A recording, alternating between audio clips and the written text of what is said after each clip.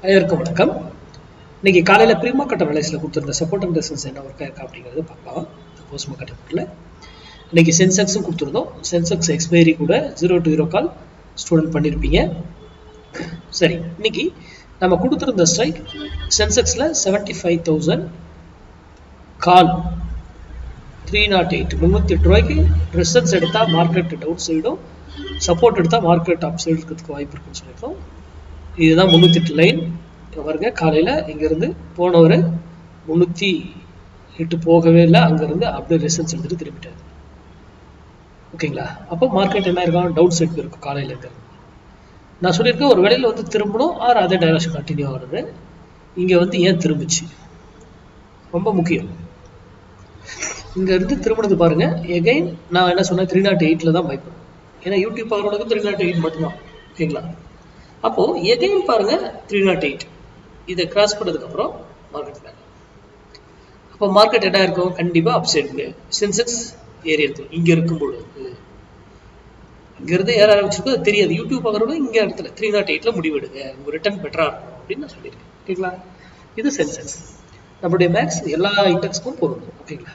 அடுத்தது நிஃப்டி. நிஃப்டியில நம்ம கொடுத்திருந்த ஸ்ட்ரைக் 23,500 புட்டு 172 rupees சப்போர்ட் எடுத்தா மார்க்கெட் டவுன் சைடும், 172 rupees ரெசிஸ்டன்ஸ் எடுத்தா மார்க்கெட் அப் சைடு இருக்கிறது வாய்ப்பு இருக்குல்ல.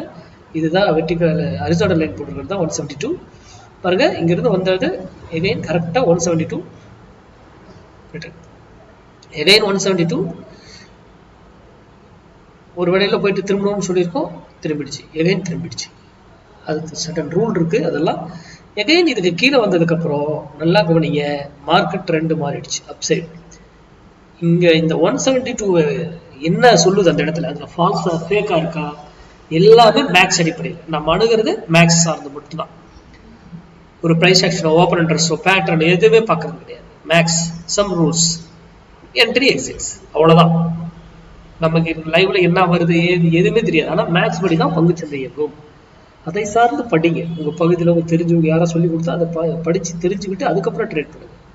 இல்லையா, ட்ரேடிங்கை நீங்களே ப்ராக்டிஸ் பண்ணுங்க. கொஞ்சம் வருடக்கணக்கு ஆகும். மேக்ஸுங்கிறது ப்ராக்டிஸ் பண்ணி நீங்க ஓட ட்ரேட் பண்ணலாம். மார்க்கெட்டுங்கிறது மேக்ஸ். அது இன்ட்ராடேவா இருக்கட்டும், பொசிஷன் இன்வெஸ்ட்மெண்டா இருக்கட்டும், எல்லாமே மேக்ஸ் தான். ஓகே, நாளை வீடியோ சந்திப்போம். நன்றி, வணக்கம். வாங்க.